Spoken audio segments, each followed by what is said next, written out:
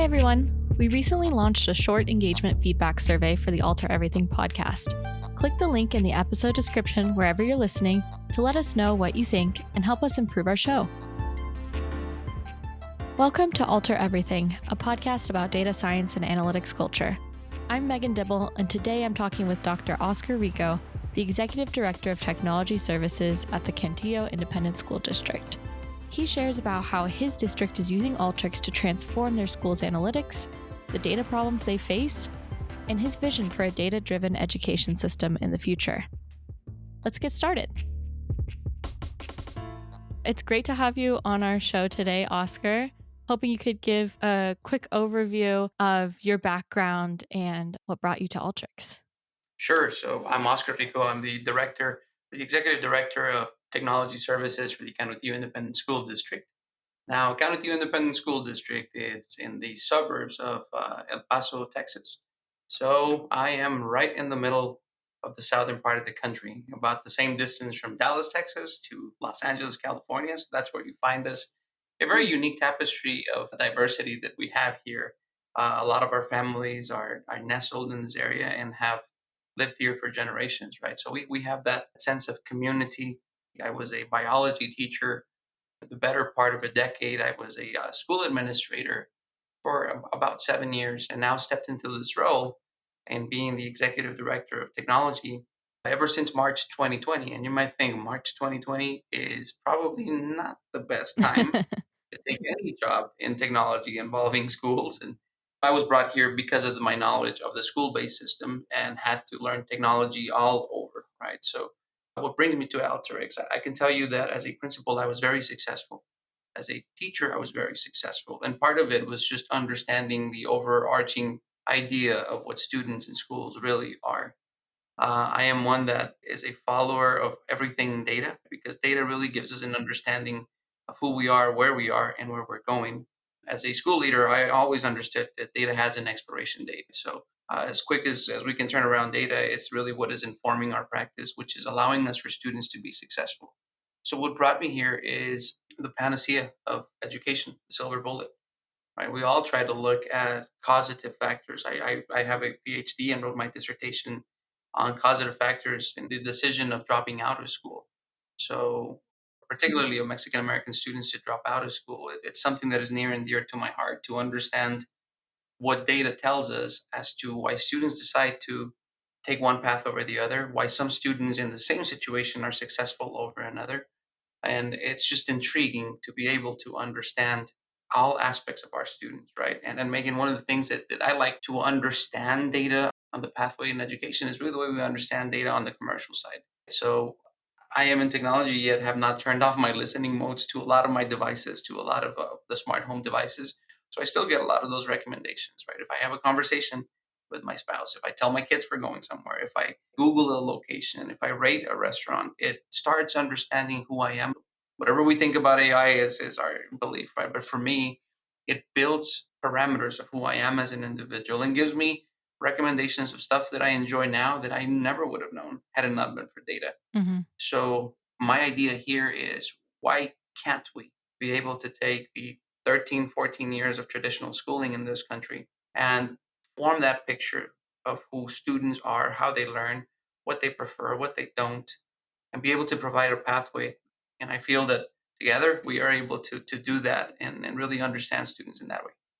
Yeah, that's great and super interesting. I also find it really interesting, your dissertation and understanding student success and dropout rates and understanding all the complex data that factors into things with really big real world consequences. And so I'd love to just hear more about how your school district is currently using Alteryx.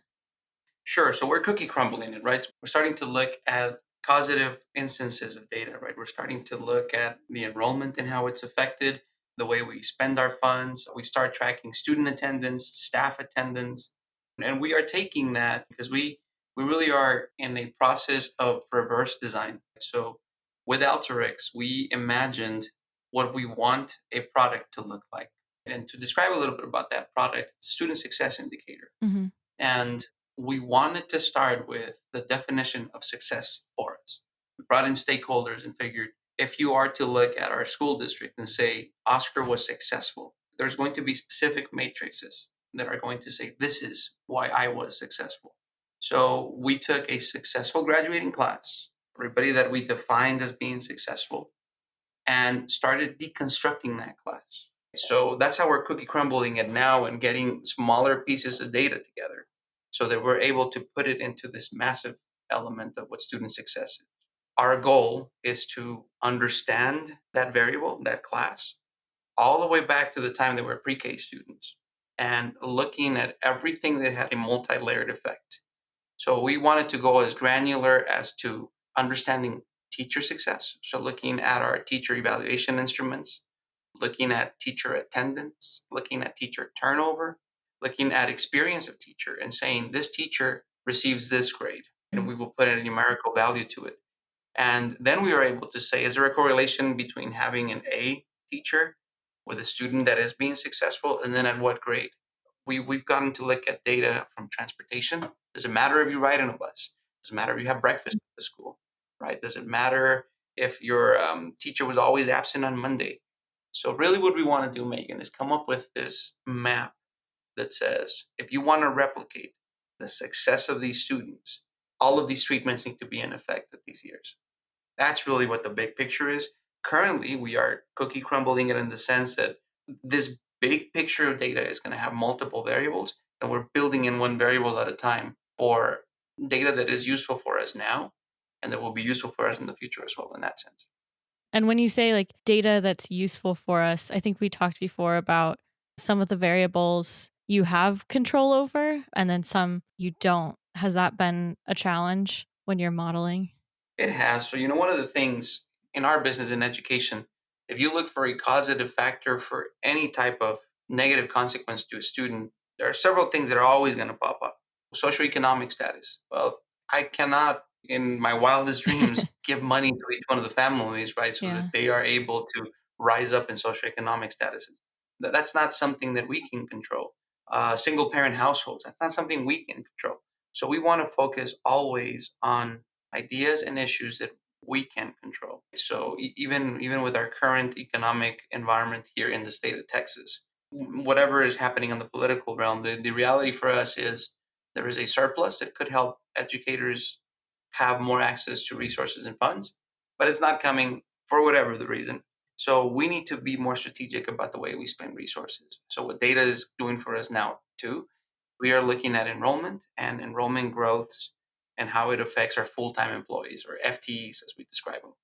Ideally, you would have a correlating effect, right? If there's a drop in enrollment, there will be a drop in teachers. There's an increase, there will be an increase. However, the practice for many districts is we have to provide additional services.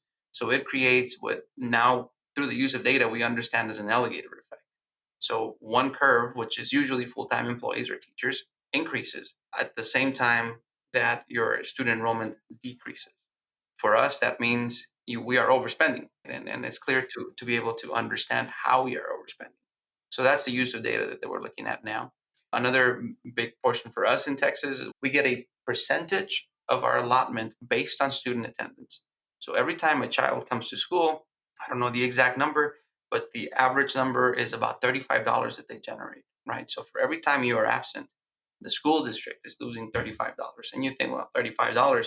However, we have 187 days, and on average, good attendance, or 180, good attendance on average is 90%.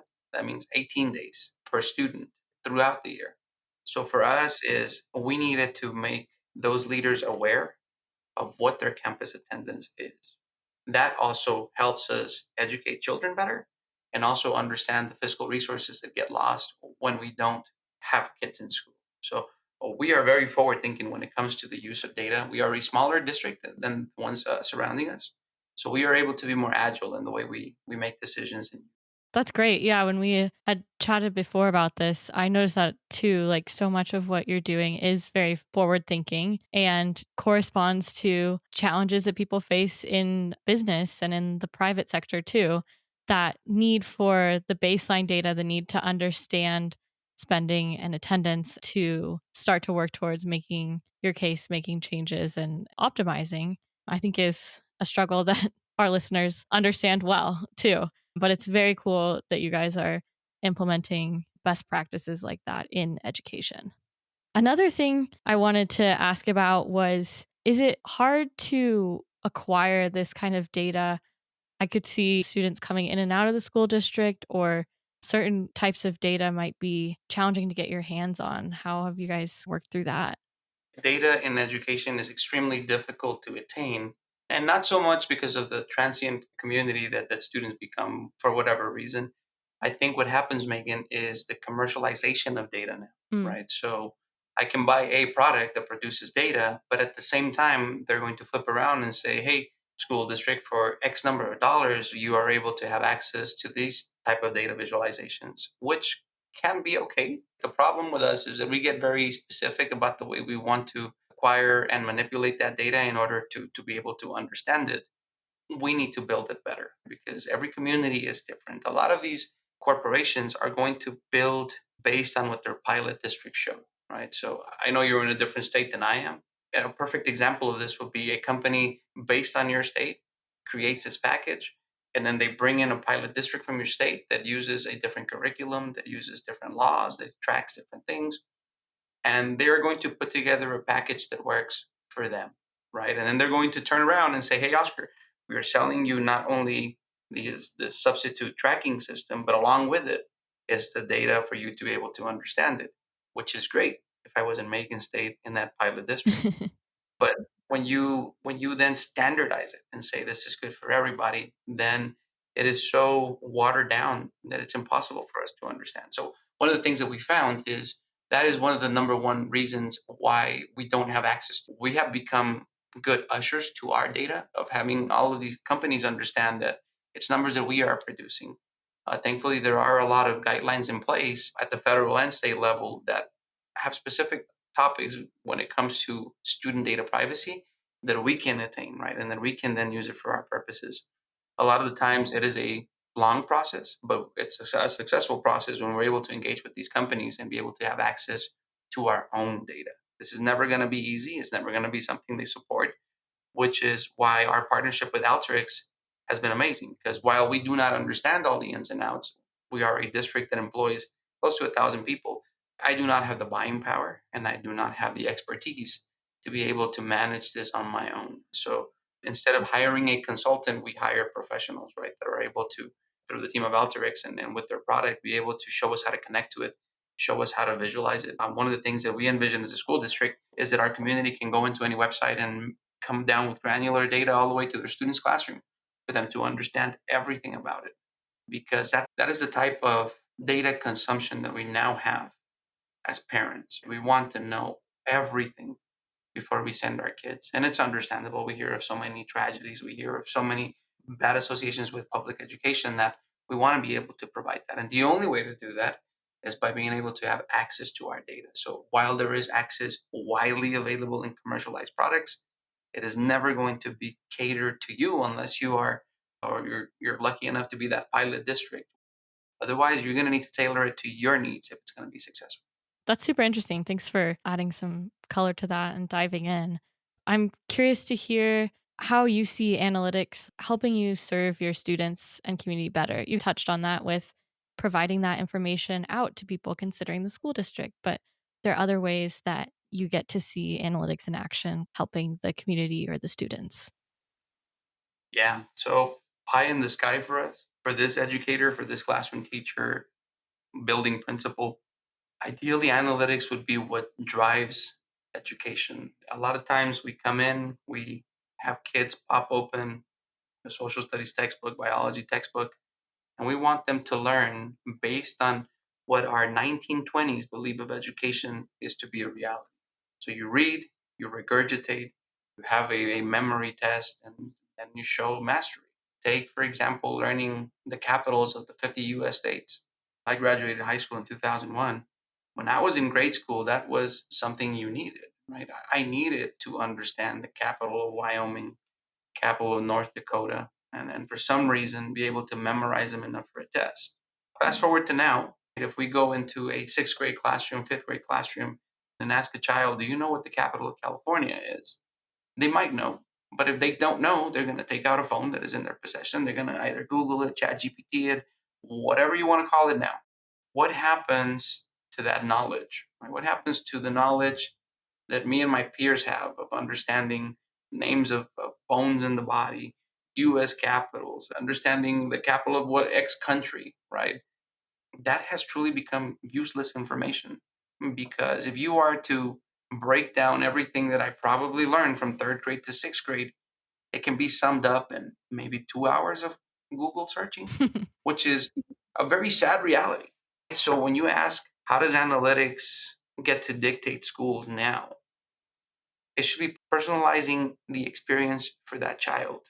That if my interest is vehicles, that you're able to give me a pathway in education that shows me all the engineering behind it, that shows me the biology of how you're able to replicate the aerodynamics of a fish in order to create a sports car, where you're able to teach me to think and consume data that is widely available now, right, through Google or all of these other data sourcing companies to our youth, for them to become independent thinkers. I think that as a country, we don't focus on that. We focus too much on the pinnacle of education, which is after, and in my state at least, after 10 years, 11 years of schooling, you're going to answer 30 questions in this 50 question test correctly. And we're going to be able to say that you are ready for the next step because Hmm. of that. But we don't. We don't prepare kids properly and appropriately. We don't teach them to think beyond that. And it's really through analytics and then what we're trying to do of understanding what makes kids successful, where we are able to tailor that experience. I think the pandemic was really a great evolving moment for all of us. And we could do one of two things. We could understand it as something that was going to go away and we were going to bring kids back, put them in rows, put up a PowerPoint and have them copy notes and think that that is providing knowledge for them, or that we were going to be able to use all the tools that we had, right? I envision a moment in time where we are able to say, hey, you know what, today I'm not going to go to school. I'm going to go in remotely. I'm going to work in my class, but I also have to go to this state park because I need to understand the fossils that are found there. I need to understand the formation of that mountain. And when you ask that fourth, fifth grader why, that they're able to provide you a whole understanding of their natural world and what is around them. Because to me, understanding that Austin is the capital of Texas means nothing, right? But if that child is able to be a passionate learner and be able to change the erosion of mountains, be able to change the way we protect against natural disasters, that's really where it hits a spot. And again, it's something that I hope I'm upright when I'm able to see it. I think those are great examples that you shared and showing how as the world changes, as the technology we have access to changes, analytics and data can help us tailor how we're teaching to prepare kids even better for the world that's out there. So I think that's super powerful. You talked about that as the pie in the sky or the North Star that would guide. But when you think about like what's next for your district and your analytics journey, could you share like what you're excited about or what you're working on? Yeah, so to us, we still have to do everything that is compliance in our school district and everything that is compliance in our state. And for us in the immediate future is understanding knowledge of our essential skills. The state provides a set curriculum that we have to follow, and we have to measure students. And it's usually done at the pinnacle of the school year, which is the end of the school year. We're able to then understand what a child had knowledge of for that year. And then because there is no better word for me, we'll call it postmortem data analysis. Because then when that child is already in the eighth grade, we are looking at the child's understanding of seventh grade curriculum.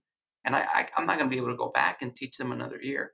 So what we are doing now is we're able to take different data points from classroom grades, from attendance, from other assessments, and be able to understand that child and whatever deficiencies in the curriculum they portrayed, and be able to remediate in the immediate time frame in which those scores are coming in. So that's something great for us now, where we're able to look at that data that is being produced per student and be able to have what we call a student portfolio. So every teacher in our district, we call them the district essentials or the non-negotiables, is able to have a picture of that child and understand their scores, understand their attendance, understand their dynamics, and it makes a difference. We are a AAA rated district. So the state started rating school districts 4 years ago.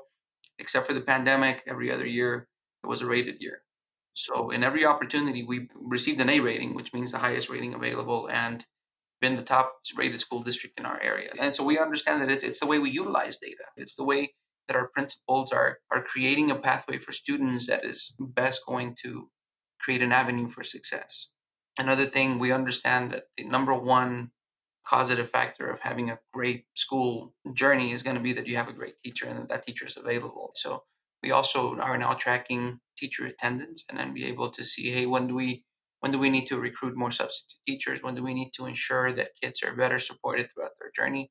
And we're able to correlate this data as well. So all of that is just amazing for us. And like I told you, we are also a district with dwindling enrollment.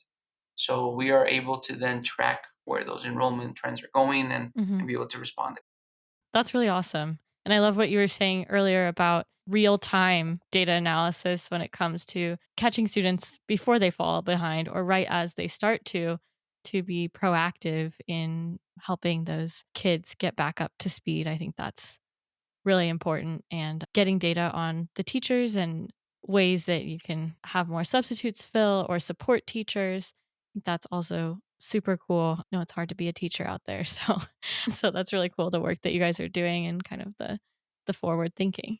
Yeah, one of the things also, we are a one-to-one school district, right? So all of our kids have a device that travels with them, and we are also intaking data from that device, understanding internet search behavior at home, understanding the engagement with the curriculum at home, Wow. understanding what's going on in school time. So a lot of these commercially produced packages are very expensive, right? And when we talk about resource and resource allocation, the data that we are able to take and is able to be turned back and sent to a curriculum and instruction department, to schools, to teachers. It allows them to understand the behavior that their students are exhibiting with their device and be able to either pivot from that and then look for something else, or be able to have students more engaged with that curriculum. It's been an absolute new window that we hadn't seen in the past. I haven't heard of that kind of technology being used. And that's, yeah, it's just exciting to hear about ways that students can experience the technology of the future, that you can get the data you need, and that overall students can be more equipped for this future high tech world that they're going to enter into. I love that. And I think, Megan, it goes back to what we were discussing earlier. All of this data is already being produced by a filter product, is already being produced by a firewall product. It's just a matter of somebody on the other end, on our end here, be able to say, hey, we need to extract that data and be able to run it through a product like Alteryx, where we're able to say, this is the way we're going to engage with the data that already has been there the entire time. We just didn't know how to visualize it. That's super cool. Alteryx unlocking those possibilities for you guys. It's really awesome. Well, thank you so much for joining me today for the podcast. This has been super interesting. And yeah, I'm just excited about how you all are using Alteryx and the good that you're doing for your students. Thank you. And we look forward to sharing our story with whoever has the time to listen. Thank you, Megan. Sounds great. Thank you. Thanks for listening. To check out topics mentioned in this episode, including an input blog article with Oscar's story, head over to our show notes on community.alteryx.com/podcast. See you next time.